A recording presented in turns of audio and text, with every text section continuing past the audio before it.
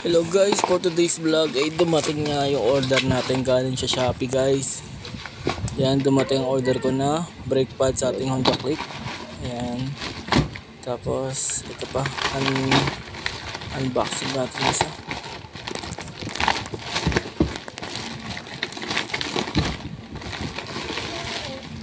Ayos, dumating yung order natin na big disc para sa ating Honda Click. Ayos na ayos yan guys, dagdag forma na din at para na din sa safety natin. Yan siya guys, oh. Ayan. Okay. Yung manipis na kasi yung display ko tsaka yung brake pad, kaya isang kabit ko na lang. So ito na guys, mag-umpisa na tayo guys. Kahit na umulan guys, ikakabit natin yan, walang makakapigil sa atin. Na-aching pa nga. Ayan na guys, kailangan natin ng mga gamit. Alright. Ako lang kasi nag-isa nagbibideo nyan guys, kaya pasensya na kayo, hindi ko masyado makunin yung ibang part.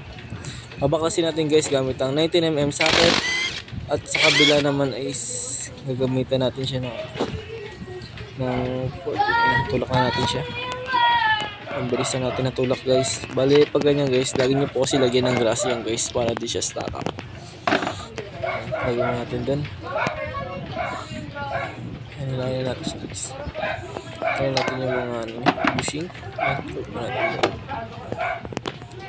Ayan. Alright guys.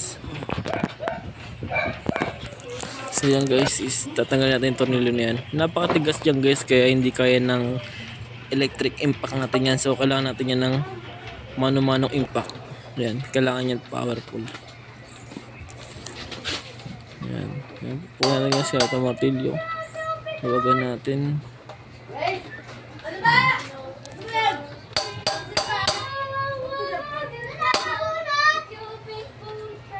Medyo nagka-problema dyan sa tools ko guys, kasi nga hindi siya masyadong lapat kasi malaki yung sakit niya. Yan.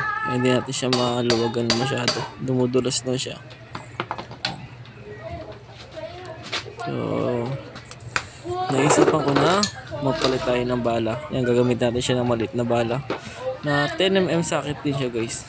So dahil malaki ang lagayan ng ng impact natin, gagamitin natin siya ng guys, yan, sukat natin 10mm siya guys.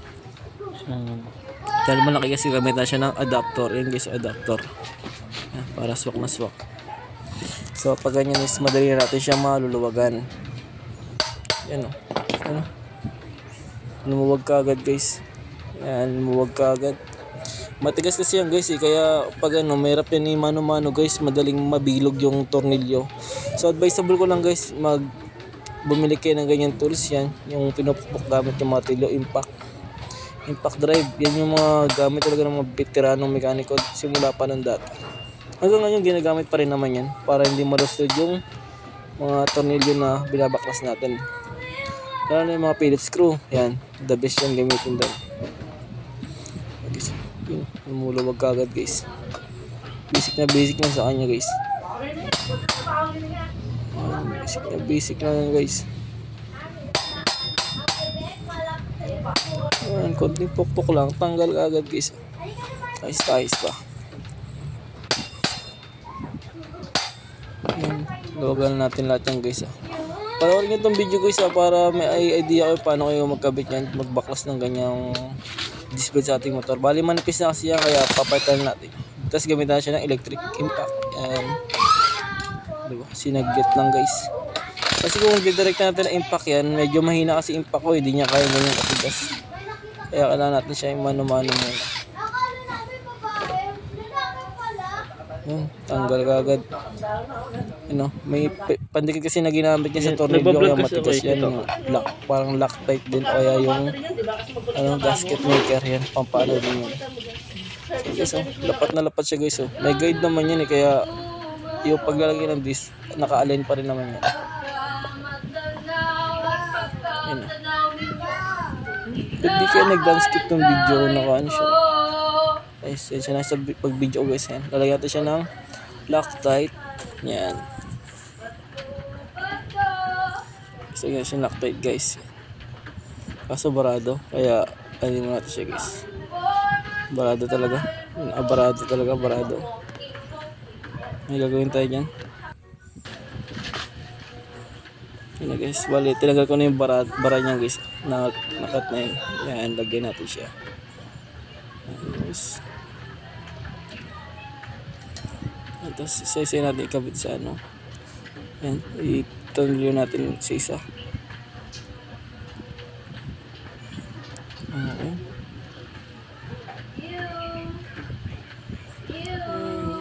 Yung mga guys, mayroon talagang ganyan guys, para hindi lumuwag yung tornilyo ng mga kinakabitan natin. Lalo na yung sa may display, kailangan may tagang Loctite guys, para sure ball talaga, hindi lumuwag. Kasi talaga pinimportante talaga guys. Yun nga lang guys, pag magbabaklas ka, matigas nga lang siya. Siyempre gamitan mo ulit ng tools na ginamit ko, na impact drive lang. Yan lang yung katapat niyan. Kung wala naman yung Loctite, pwede rin yan yung mga shoe glue, may tiban, dyan pwede rin yan guys. Oo. Kaya gasket maker, yan, pwede rin yung gasket maker. Yan, ikabit natin guys isa-isa. Alright. Pwede siya sa pag-video guys oh. Hindi ko alam ba't na hindi naka-landscape yan eh. Dapat landscape dapat yan. Yan. Landscape na siya na impact. Impact drill yan. Para mabilisan na. So isa-set natin siya sa max torque. Para maigpit na maigpit siya guys. Yan. Wala nang back natin talaga. So tsaka sana nga tumagal itong binili ko na item. Yan. Subuko lang kasi guys pag malapad yung disc, pag malaki mas matagal naman yung preno, matagal, mas makapit siya bakit na pababa o pataas. Yan kasi napansin ko lang kasi pag malit yung disc kasi madali siya uminit. Syempre pag uminit yung preno natin, pag friction mainit, nawawala ng preno yung motor natin pag naka disc ano, ganyan naka disc brake o di mabilis sila mawala ng preno. Kaya importante talaga is kung ano kayo guys, mag-invest kayo sa ganyan, lakihan yung disc. O kaya mag-ano kayo, tawag yan, may ABS yun. Sa mga kaso wala tayong pambiling ABS, pwede rin yung manual ABS yun. Bali gagawa ko ng vlog nun guys, magkakabit tayo nun sa motor natin. Yung ABS na sinauna, yung ginagamit nila dati. Para hindi basta-basta makabit yung preno. Bali yung, yan, bali ikabit mo natin yung ano guys, yung bracket. Bali ganyan yung pwesto niya guys ganyan yung pagpwesto niya ng bracket niya na alloy bracket na ano. Ganyan yung pagpwesto guys. Alright.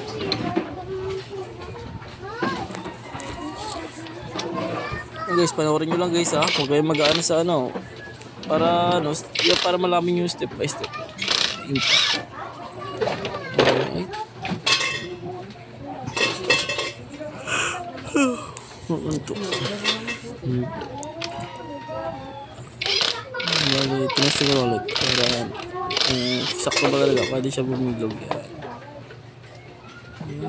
Okay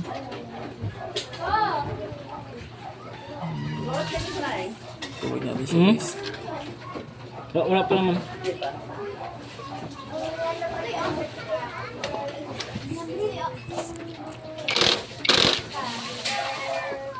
Well, pag dyan pa pag-ipit ng impact drive dyan guys, huwag nyo gagamitan ng max torque kasi alloy bracket yan, madali lang yung nagbilog. Dapat yung mini lang gamitin, mini torque.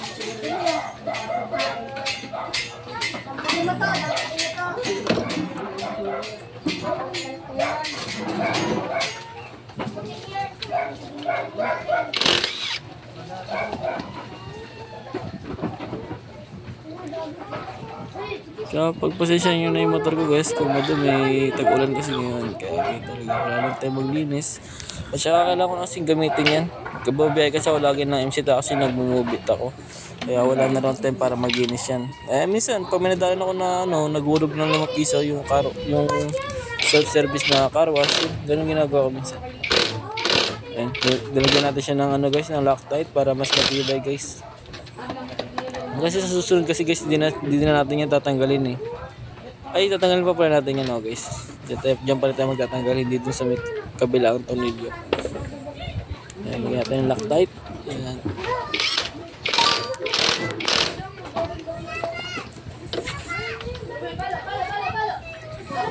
Alright, nigpit na yan guys. Mini torque lang guys ha. Huwag yung gamitan ng max torque para hindi bumilog. So yan guys, bago natin ikabit yung caliper guys. Kasi ano, yan. Panoorin nyo guys. Bago natin siya ikakabit, ano natin. Ano na pala yung brake pad ko dyan guys. Yan mo, gamit na talaga. Sobrang nipis na talaga. So, isang gagawin natin guys. Papatay ng brake pad. Yan. Balikin natin itulak yan guys. Bali yung pagtulak niyan guys, kailangan luwagan yung tornilyo sa may ano, sa may brake master, yung sa may taas, para hindi mabasag yung ano niya, yung oil gauge niya, yung salamin sa taas. Sa may brake master, kailangan luwagan yung tornilyo nun para makasingaw yung pressure. Kasi kung hindi, mababasag yung salamin nun. Oo, hindi ko lang kasi na-videoan guys ano, nakalimutan ko yung videoan yun. So dyan nga guys, is magpapatay ng brake pad. Yan. Yung brake pad na yan guys is genuine yan, made in Indonesia. Same lang din naman yun na genuine na galing ng Japan. Yan. Mura nga lang sa Indonesia talaga yung ano nila, piyesa, mura lang. Kung bibili ka niya sa mga ano, sa mga motorcycle shop, kahit nakalagay made in Indonesia, bibenta ka ng 350, 400. So, grabeng mahal. Kaya mas the best guys, order na sa online guys. Yan. Mura lang naman yan. Mura lang yan guys, mga nasa ano lang siya, 119. Yan, ganun. Sama na yung shipping niya. Kaya guys, babigyan natin yung tornilyo niya guys is, ano yan na, 8mm socket yan guys. Gamit natin ng impact. Yan, mini torque lang. Saktong higpit lang guys ah. Alright. Ano natin. Yan. Bale, tutulak natin siya guys. Yan. Bale guys, bago natin ibalik yung caliper guys is, ibalik mo natin yung gulong. Kasi kung ikakabit yung caliper, mahirapan tayo magkabit ng gulong. Promise, subok ko na yan. Kaya, misa pa ikatagal ng gulong, tinatagal ko muna yung ano, yung caliper, para madali lang siya tanggalin, no? Ang hirap kasi magbalik ng gulong pag nakakabit yung caliper, nahirapan ako lalo na kung mag-isa ka lang. Yan. Na kasi kung walang caliper, no, basic lang siya yung kabit, diba? Sinaglit lang, diba? Tulak lang. Hindi gaya na pag may caliper, napakahirap ikabit. Nahirapan talaga ako. So, depende sa inyo. Kung tinatawag ka magbaklas ng caliper, direct ka nyo yun. Kaso nga lang, matatagalan nga lang ng ilang minuto, di ba? Hindi gaya na ngayon nakabaklas, so saglit lang. Mas madali pag ikabit yung caliper. Ayan guys, pitan natin gamit ng 14mm socket tsaka 19mm socket. Yung malaking tornilyo guys is 19mm yan. Saka sa likod naman yung maliit is 14mm. Kita siya guys, yan mini torque lang guys. Huwag nyo gamitin ng max torque. Ayan. So itong higpit lang guys. Yan. Alright, higpit na.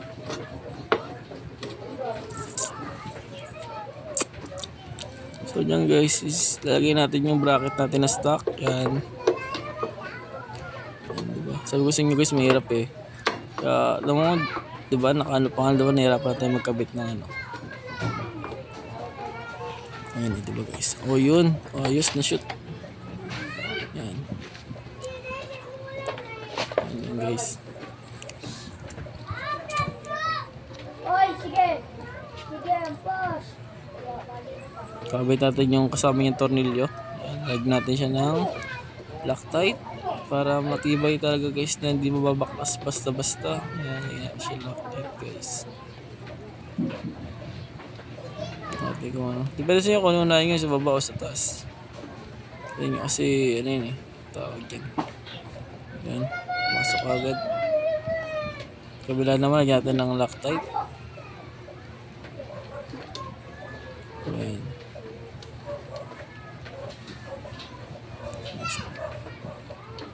Ayan, diba guys, napakaganda tignan guys, no? Pag naka big disc, no? Saka for safety na rin talaga yan guys. Para sa akin talaga, mas makapit pag malaki yung disc kaysa maliit. Promise, ano ko yan guys, subukan na yan guys pag downhill guys. Pag maliit yung disc plate mo, mabilis mawala ng preno pag binabad mo. Kaya pag, ano lang, advice ko sa iba, pag downhill kayo, huwag nyo didinang agad yung preno nyo. Yan yung agad, pitik-pitik lang. Pag kunwari may sinusundan ka, malapit mo mga dumoy, doon mo na siya i-full brake talaga. Pero pag ano lang, yung problema kasi natin, di ba, scooter kasi. Pag pababa kasi. Diretso talaga yan. Ang ano talaga natin dyan, preno lang talaga. So guys, yan, tamang higpit lang guys ah. Tamang higpit lang. Ayan. Taas naman guys, hipitan natin. Ayan. Para sure ball talaga. Saktong higpit lang.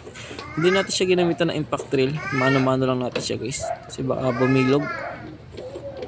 Ayan. Alright. Ayan pa. Ayan. Hirap pa nga tanggalin. Oh. Ayos. Ayan guys. Nakabit na natin siya guys. Hindi lang siya pre-wheel guys. Kasi yung brake pad ko is bago pa. Ganyan talaga yan. Ayos, diba? Kabit na din. Mag-aalis siya tayo na magamit natin. Mag-aayos na tayo. So yun lang guys, nakabit na natin guys. Diba? So yun lang guys, huwag nyo kalimutan i-like, i-subscribe ang ating video guys. Yun lang po, salamat guys. Salamat sa panonood.